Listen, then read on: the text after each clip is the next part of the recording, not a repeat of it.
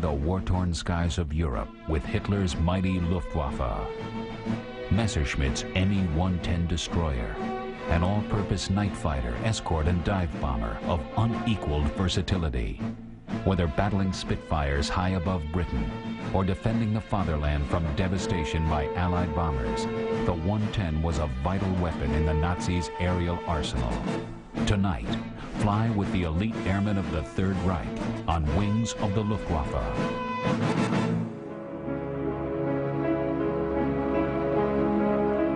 Basking in the sunshine at RAF Cosford Aerospace Museum, it's hard to put into perspective. But 50 years ago, this machine was embroiled in the most violent and deadly 6-year period in the whole span of human history. 50 years ago, this Messerschmitt 410 was one of the tools of aggression with which Adolf Hitler planned to subdue the Western world. In 1942, hundreds of Me-410s darted through the skies of Europe with one purpose and one purpose only: to destroy the men and the machines of war that encircled Germany. Appropriately, these aircraft and the line from which they sprang were known by Luftwaffe pilots as the destroyers. What makes the destroyer story so important is that in many ways its evolution mirrors the fortunes, needs, and misfortunes of the Luftwaffe itself. Destroyers were not one particular aircraft, but rather an entire class. And because they were put to so many uses, escort, tank destroyer, night fighter, they may have been the most versatile, most ambitious planes of the war. The destroyer line was first incarnated in the Messerschmitt Bf-110. Originally intended as a bomber escort, the 110 embarked on its maiden flight in 1936. But it took several years of hard work before the twin-engine craft was ready for service. In the years leading up to the war, the destroyer's greatest champion was none other than Luftwaffe Reichsmarschall Hermann Göring. This former World War I ace, steadily preparing his forces for the inevitable conflict, keenly recognized the ascendance of air power and intended gathering the most formidable arsenal the world had ever seen. This is a Junkers 86. As one of the Luftwaffe's first monoplane bombers, its survival hung precariously on the armaments it carried into battle. That vulnerability led military planners to search for ways of giving expensive bombers like the 86 a better chance of coming back. When more powerful engines arrived on the scene, there was great hope that the next generation of German bombers might actually be able to outrun enemy fighters. The Dornier Do-17 was the manifestation of that optimism. Constructed with very light armor, the plane was for a bomber really quite nimble. Because of its curious shape, the Do-17 was quickly dubbed the Flying Pencil by the Luftwaffe pilots who flew her. The Dornier's closest peer at the time was a highly advanced bomber called the Heinkel He-111. German strategists fantasized that in the coming conflict, fleets of such warplanes would rule the skies, and soon thereafter the ground below. But with these hopes came concern. Lessons in Spain, paid for in airmen's lives, had taught the Luftwaffe that these speedy bombers were still very vulnerable to enemy fire. The solution was clear. Bomber fleets would need long-range escort fighters to accompany them. Only then could the slashing thrusts of attacking enemy fighters be blunted. The idea of a long-range escort fighter was not entirely new. In America, Bell Aircraft had struggled with the concept and come up with an answer of its own. The extreme range required for such missions would only be feasible with large twin-engined aircraft, even bigger than many bombers of the time. The Airacuda was Bell's first endeavor in this direction, and displayed several novel features, including propellers placed at the rear of the wings. This allowed the front of each engine nacelle to pack the hidden sting of a gunner and a large caliber cannon. The massive fighter never made it onto the production line, but the company's next product, the P-39 Airacobra, did go on to carry thousands of Russian pilots into combat on the Eastern Front. But with existing technology, an effective dual-engined fighter was still not feasible. At the time, technology dictated that aircraft, high-performance aircraft, be constructed almost entirely from metal. Aluminium, steel, that was the stuff that military planes should be made of. In aviation manufacturing, wood was rapidly being relegated to the past. And by the late 1930s, that transition was almost complete. Yet there were still some who persisted in favoring the lightness provided by wood construction. Future designs would vindicate them in their stand. This remarkable aircraft was designed by the famous Dutchman Anthony Focke. Designated model G1, it was better known as the mower. And unfortunately for its targets, that had nothing to do with the sound it made, but rather indicated just what its guns would do to anything in its way. Twin-engined, multi-seated, multi-missioned, it fitted the destroyer concept perfectly. Focke's design was extremely agile, something few destroyers could really boast. Ironically, this was partly due to the plane's wooden wings. Unfortunately for the Dutch, very few were built by the time of the German invasion.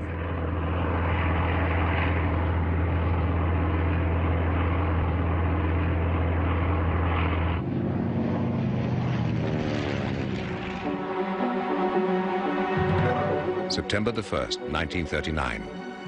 German troops swarm across the Polish border in bold mobile strikes that stun the panicked defenders. And a new kind of warfare is born.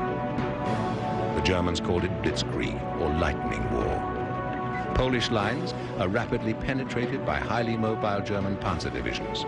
Under intense aerial bombardment, soldiers and civilians alike are sent reeling by a new German terror weapon, the Stuka dive bomber.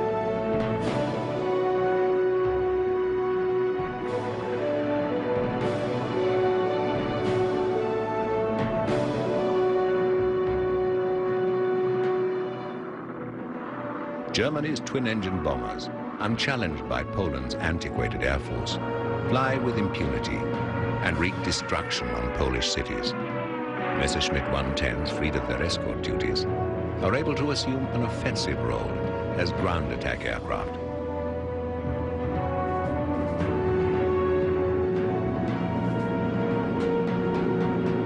But Poland was only the first. Soon Nazi aggression consumed Norway, Belgium, Holland, and France. Nations with inadequate air forces, unable to challenge a Luftwaffe that dominated the skies over every single battle it entered. These were all conflicts relatively close to the fatherland. Many airfields were quickly taken by German ground troops. Others were lost by simple incompetence. But as the war spread, Allied commanders learned hard lessons. There would be no more easy victories for the Luftwaffe. The next target was Britain, saved from the fate of the rest of Europe by a narrow band of water called the English Channel. And just as important, the British had the Royal Air Force. If German bombers were to bring England to her knees, Messerschmitt destroyers would have to escort them. The British had one other quite ingenious card up their sleeves: radar. With it, RAF fighters could locate incoming bombers almost invariably. A showdown of sorts had arrived between the RAF Spitfire and Goering's unproven escort.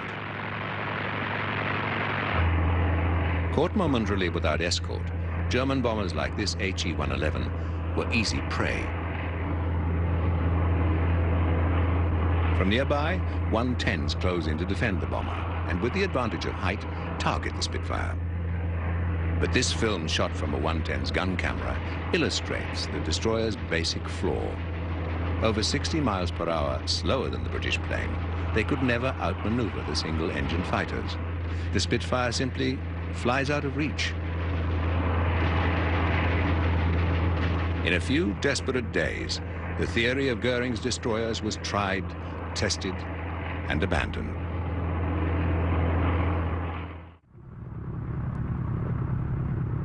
Throughout the war, Goering left much of the Luftwaffe planning to another fighter ace from the First World War, Ernst Udet, seen here on the left.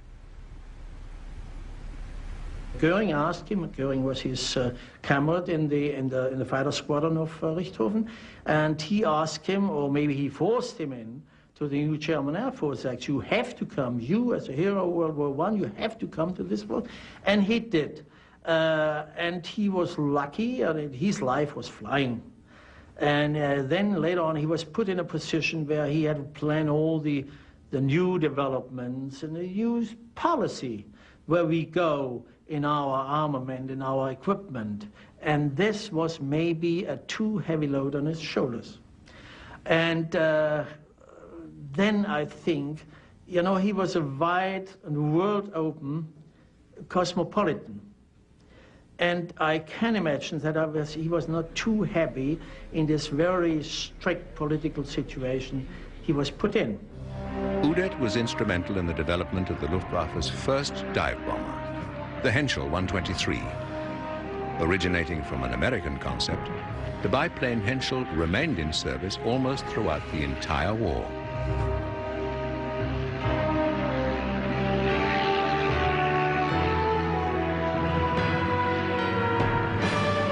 The plane that followed the Henschel into production was also championed by Udet.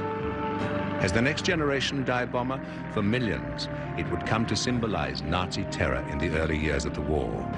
It's odd to think that the Junkers 87 Stuka was nearly outdated when the war began. In wartime, and quite often in peacetime too, hardly a plane is in service that doesn't have its replacement on a drawing board somewhere. But when the Luftwaffe started looking for a plane to replace the Stuka, they didn't have to look very far. Orders were issued to create a revamped destroyer, able to perform yet another mission, dive bombing. Messerschmitt tackled the challenge head-on and came up with one of the war's preeminent multi-missioned aircraft, the Me-210. The 210 was smaller than the 110, and with its short nose, the propellers could fit much closer together. The end result was a more agile aircraft and a better fighter. The new canopy for the two-man crew vastly improved downward vision during ground attacks. However, the aircraft did have some serious problems. The 210 was hopelessly underpowered, and there were also major failings with the undercarriage, but worst of all, the aerodynamics of the wing were entirely wrong. The bulkier 110 was a pilot's plane, easy to handle. On the other hand, the 210 was aerodynamically unstable and very taxing for the pilot. It couldn't maneuver well enough to fight, and it was too slow to run. Many 210s fell easy prey to Allied fighters, a scene here recorded by a P-47's gun camera. An embarrassment to both Udet and Goering, the 210 was widely acknowledged as a failure in a system that did not tolerate failure.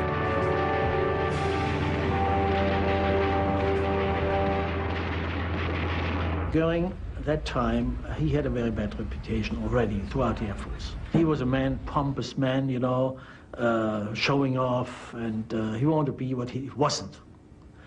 To be fair, maybe he was a great organizer before the war. He ran several political and economical programs, but he was certainly not a strategist. About air warfare, he was mistaken. And maybe he felt that he hadn't grip and control of the Air Force. The Air Force was run by some others.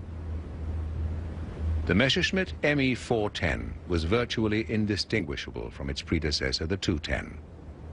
Solving the 210's handling difficulties was an intensive effort during which the wing and control surfaces were subtly yet substantially refined.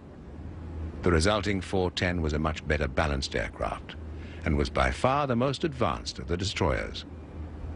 It would also be the last of its kind.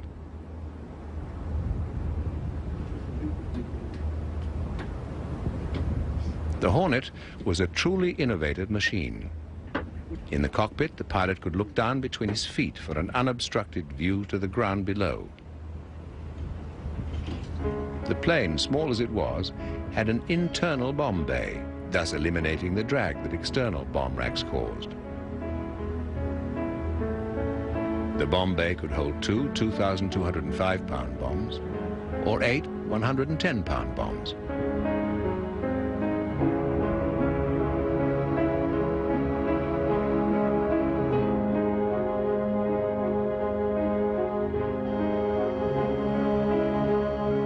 Adding to this deadly load, room for additional weapons was made by 4 hardpoints mounted behind the bomb bay. Engine radiators sat on the outboard of each wing. Movable tabs controlled the airflow.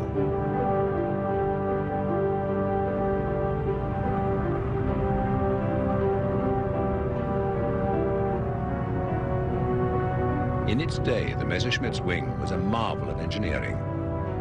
Not only did it house all the control surfaces, along with the rods, gears, and motors that drove them, but hundreds of gallons of aviation fuel as well.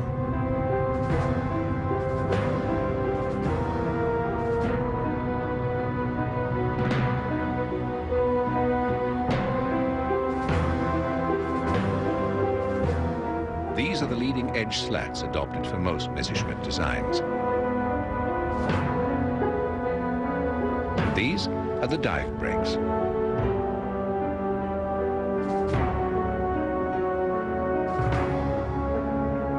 The forward armaments were daunting and consisted of 2 cannon and 4 machine guns.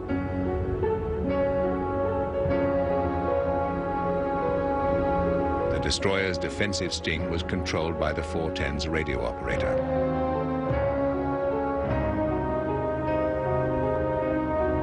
An automated system provided the gunner with a wide scope of fire above and below. Fire to the rear and on both sides of the aircraft was provided by these articulated machine gun barbettes. The first destroyers carried only a single hand-operated machine gun, leaving the entire undercarriage completely unprotected. The 410 Messerschmitt posed a far more lethal threat to attacking enemy fighters.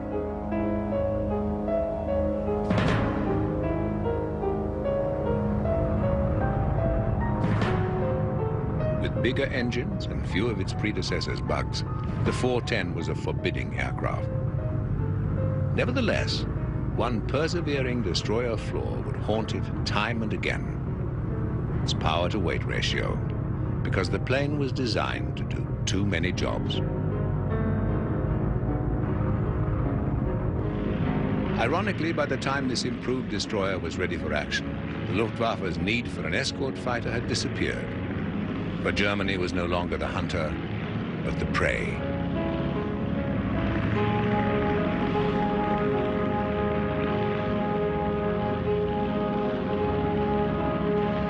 As the war progressed, Messerschmitt destroyer aircraft found themselves pressed into service as defenders. And in that role, their massive firepower would soon devastate American bomber formations. In a tragic gamble, repeated daily, United States 8th Air Force bombers flew to German airspace, well beyond the range of their own escorts. It was hoped that the defensive power of Liberators and B-17s flying in tight, boxed formations would deter the German fighters awaiting them. This dramatic footage, actually taken from a destroyer's gun camera, shows what frequently resulted.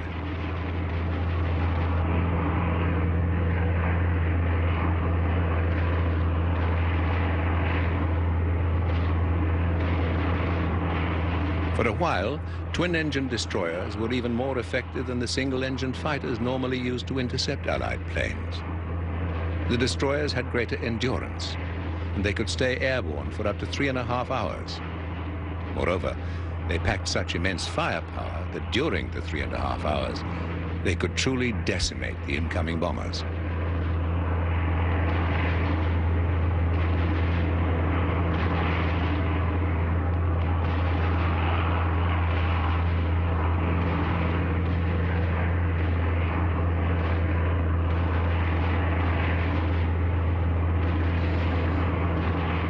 But their advantage was to be short-lived. The range of US escorts was constantly increasing, and in close quarters they could chew the Messerschmitt plane to pieces.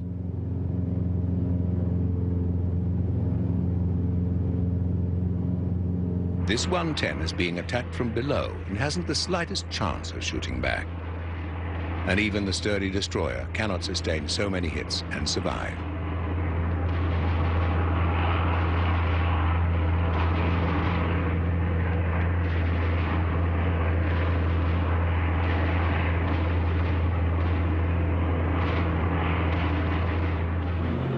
Although the destroyer suffered badly at the hands of American day fighters, there was another job it would find itself more than equal to. Radar was one of the few technologies in which the Germans lagged far behind the Allies. One of their successes, however, was the Liechtenstein radar, with its 3 large antler antennae. Use of the top-secret Liechtenstein meant making room for a specially trained technician, and the 2-seated destroyer was ideal. Once served by the radar, the resulting aircraft was a truly deadly night fighter. Many of the technicians were first trained in older model bomber aircraft like the HE-111. The reason for all this effort was a pressing one. For when the American 8th Air Force was finished bombing Germany for the day, the RAF would continue the rain of bombs after dusk. Under the cover of darkness, large formations of Lancasters would drone over German cities night after night, for months on end.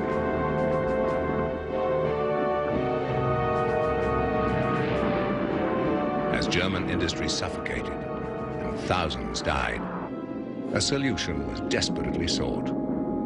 And as radar-equipped night fighters, the destroyers, particularly the 110s, found their most vital and effective role.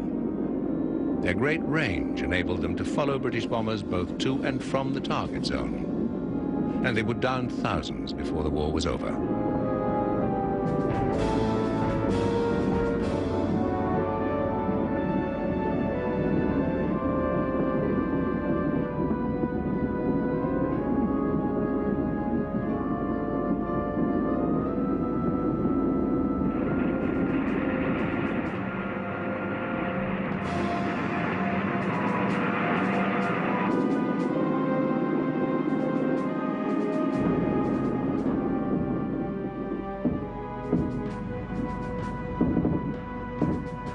Germany wasn't the only nation to develop the multi-role fighter during the war.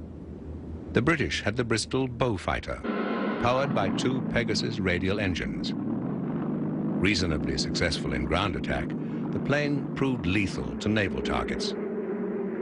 Yet it was never expected to perform the myriad of tasks set for the German destroyers.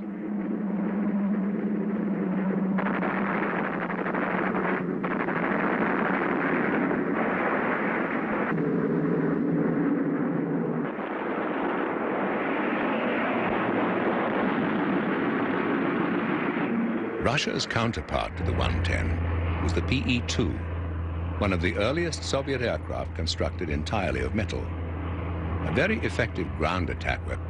Like the destroyer, it never made it as an escort fighter. The United States had its multi-engine fighter too. The P-38 employed an unusual twin-boom shape, similar to the Dutch Moa.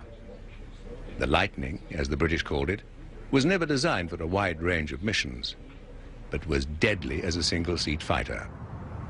In addition, the plane could also carry a very small load of bombs.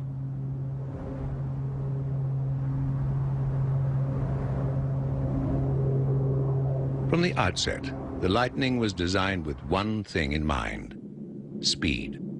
Its 2 engines didn't have anything to do with safety. They were there for power.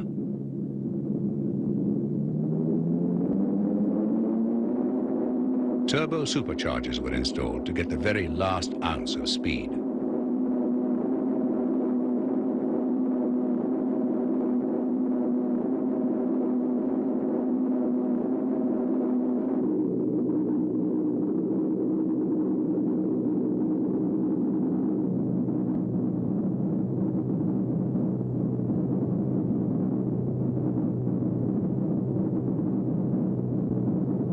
It's easy to see how important reducing drag and weight was to designers. The aircraft is basically wing and engine, with the pilot shoved in almost as an afterthought. Although one of the largest single-seat fighters of the war, it was one of the most cramped planes a man could fly.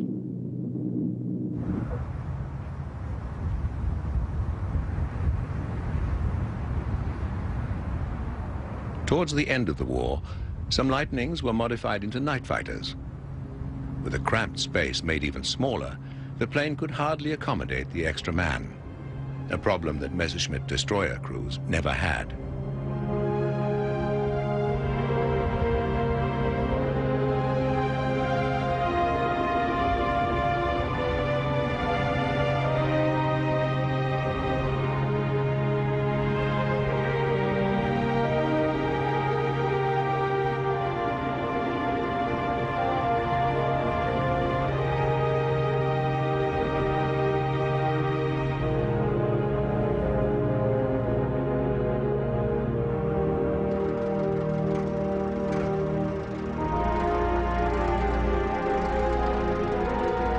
With its two engines, the P-38 was an expensive machine, and it guzzled gas.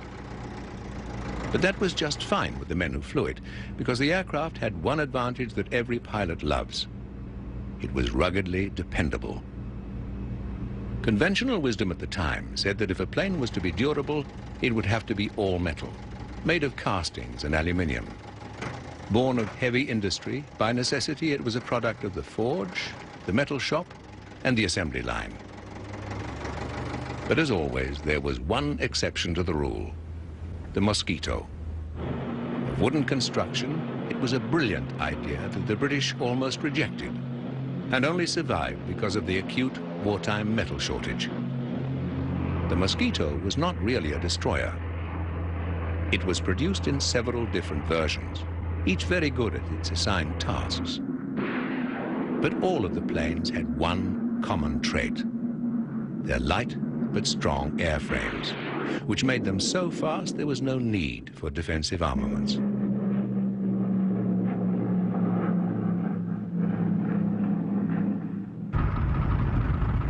In fact, the Luftwaffe so respected the Mosquito that they started building one of their own. Focke-Wulf was assigned the task, and its goal was to build a twin-engined wooden aircraft with a power-to-weight ratio equal to the British machine.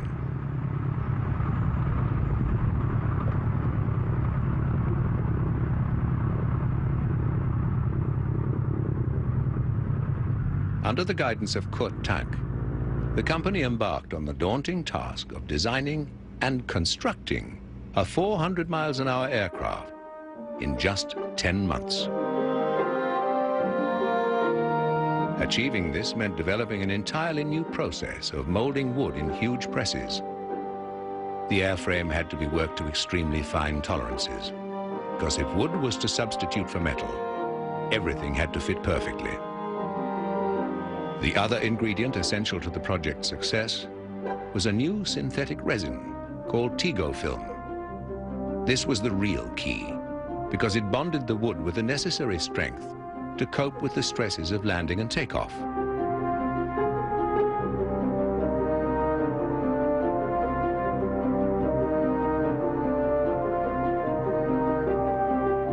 One of the greatest obstacles was the simple fact that the art of mass-producing wooden planes had been lost over the years. Yet in an incredibly short time, workers would have to be trained to produce a finished aircraft ready to bear German pilots into battle.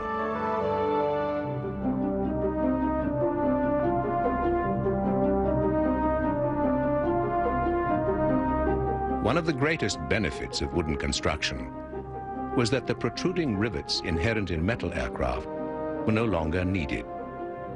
The result was a much smoother, more aerodynamic shape. But the abundance of wood and the plane's resulting lightness weren't the only factors that spurred on the project. To Luftwaffe Commander Hermann Göring, the 154, as the plane was called, had become an obsession.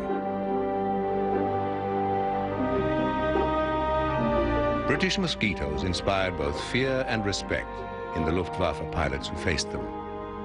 In time, this became so deeply rooted that Goering felt compelled to counter the plane with an even better version of his own. This compulsion went so far that the 154 officially took the British name, Mosquito. Kurt Tank always thought that the German Mosquito was suitable for many missions. At one stage, it nearly took on the role of high-speed bomber.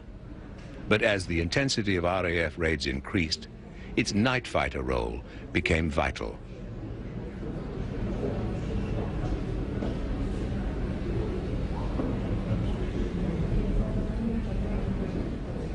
But the same problems that haunted the early destroyers returned to plague the 154. Luftwaffe pundits insisted that the aircraft be capable of playing two different roles, mosquito chasing and night fighting. By accepting this compromise, Tank was able to get his program underway at a time when many other projects were either languishing or being terminated altogether. Not the type to run things from afar, Tank personally supervised the final preparations of the first Mosquito.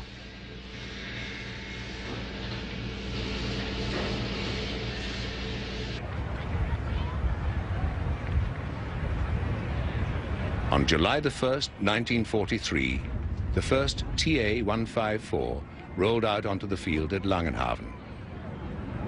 The smooth wooden surface and clean lines belied the lethal nature of its mission.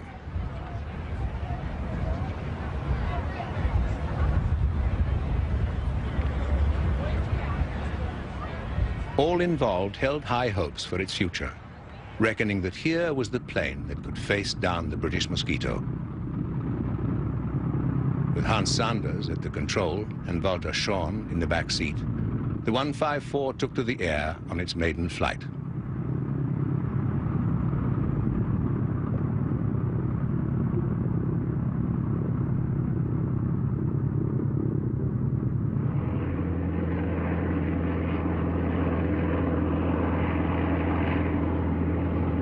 The plane lifted quickly off the ground. But when Sanders tried to retract the undercarriage, the nose wheel locked in the halfway position. Frantically, Schorn struggled with the emergency system, but to no avail.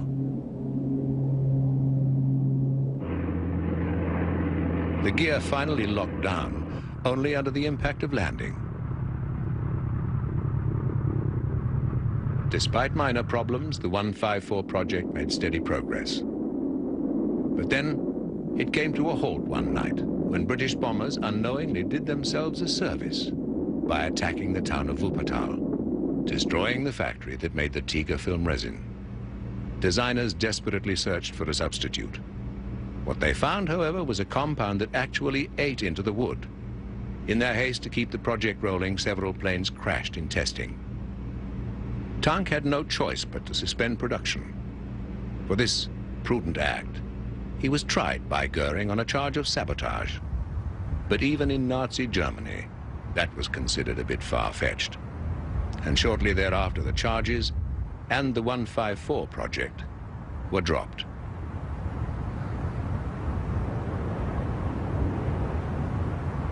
There were other reasons for the Mosquito's demise. Chief among these was the fact that another night fighter, the Heinkel 219, was already in production. And given that Hitler placed an absurd emphasis on offensive aircraft, there was little likelihood that the 154 would ever truly enter production. The German Mosquito, one of the best attempts at an effective dual-engined multi-mission fighter, came to naught.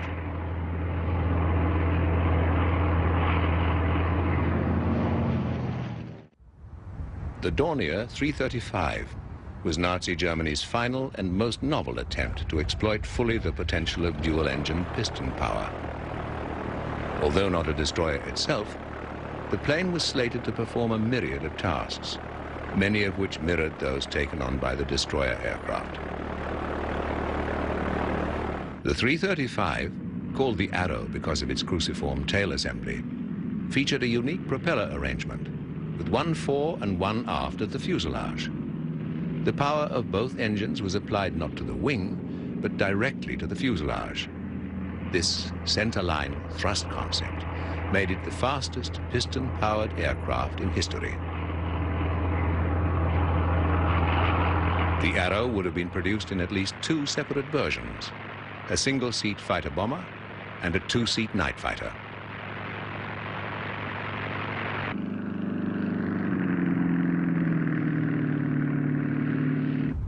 Another specialized weapon with just as much clarity of intent was the twin-engined Henschel 129.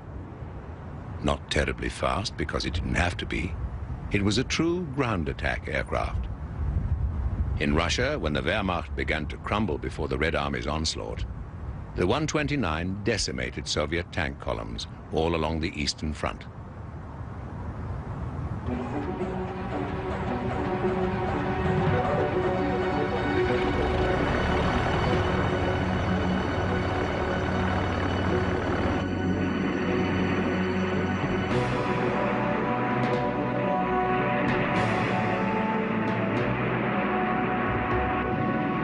Western Front, despite suffering dreadful losses early in the campaign, American bombers continued their daily raids against German industrial targets.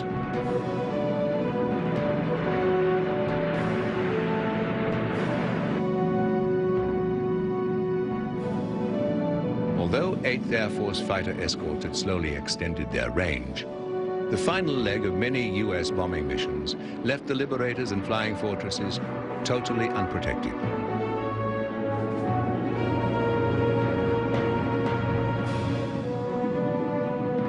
Before they had the escort, you know, the 8th Air Force suffered from heavy losses, up to 10–15% a mission. You cannot take it for a long time. I think the most proficient aircraft, the best one, was a P-51. And you know that the big advantage of all those aircraft against the Germans, those Germans, was endurance. They flew for 7 hours, 8 hours, and we for 1 hour 20. So when you get your red light, he was just ready to start the fight, you know? And when you came down to somewhere to find an airfield, and when you came in, dropped the gear, and they circled around, you know, and just got you in the final punch. We lost many of them in the final punch.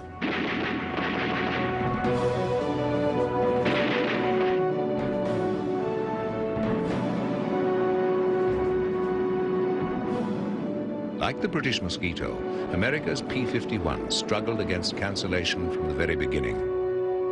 But 2 modifications would transform it into one of the best fighters of the war. The 51 was fitted with a Rolls-Royce Merlin engine, which made it faster than any other piston-powered fighter in combat. At high altitude, it was nearly invincible. The second improvement literally changed the course of the air war. A cavity behind the P-51's pilot seat was adapted to house a large extra fuel tank. The extra fuel meant one very important thing. Highly maneuverable P-51s could now fly to Berlin and back. Like the destroyers, P-51s also performed tactical missions, attacking just about anything that moved in the fields below once their escort job was done. By this time, the Allied aircraft reigned supreme.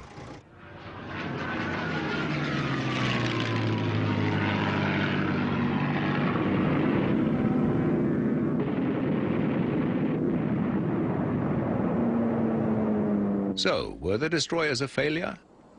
Probably yes.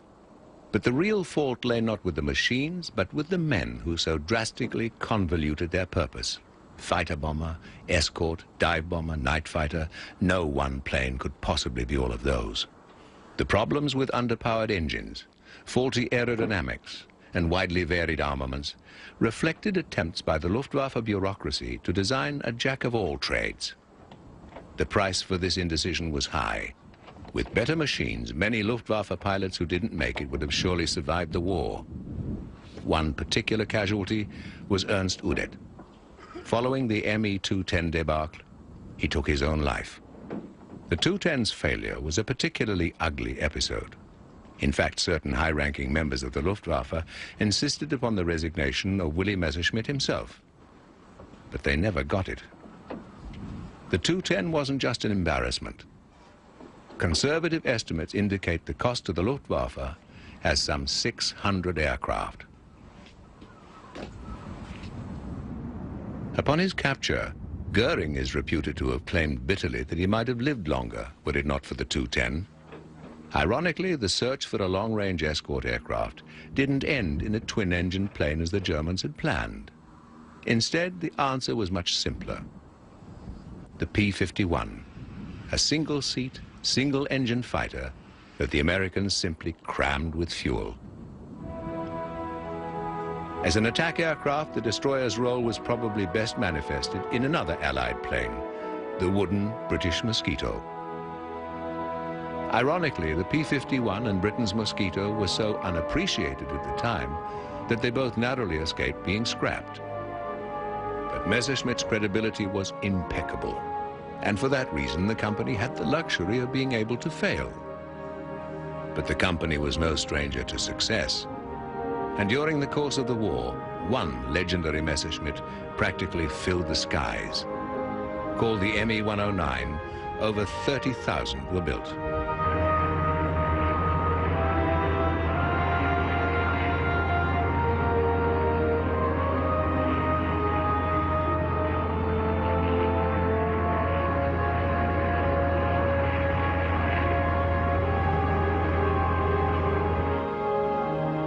One of Messerschmitt's more revolutionary planes was the 163 Comet, still the only rocket aircraft ever to go to war.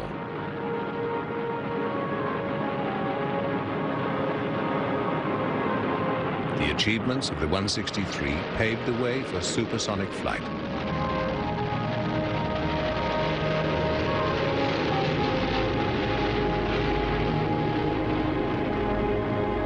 But in the mid-1930s, before the jet came into its own, high speeds, long ranges, and heavy fuel loads meant having a plane with two engines. And the bulk that this created in the end was the downfall of the destroyer line. The original 110s were almost as big as the 111 bombers they were sent to escort. This made them easy prey to single-engined enemy fighters. The smaller Tu-10 was more nimble, but it suffered from dual personalities, ground attack aircraft and dive bomber. In spite of its faulty aerodynamics and terribly weak engines, 1,000 were ordered straight off the drawing board.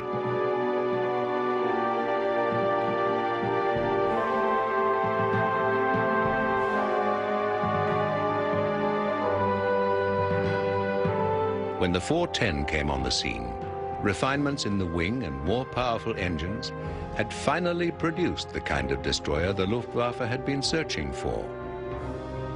But by then, the thought of German escorts and bombers droning over Allied lands was bitterly ironic. The drone of Allied bombers over German soil was a constant reminder that the Third Reich was finished.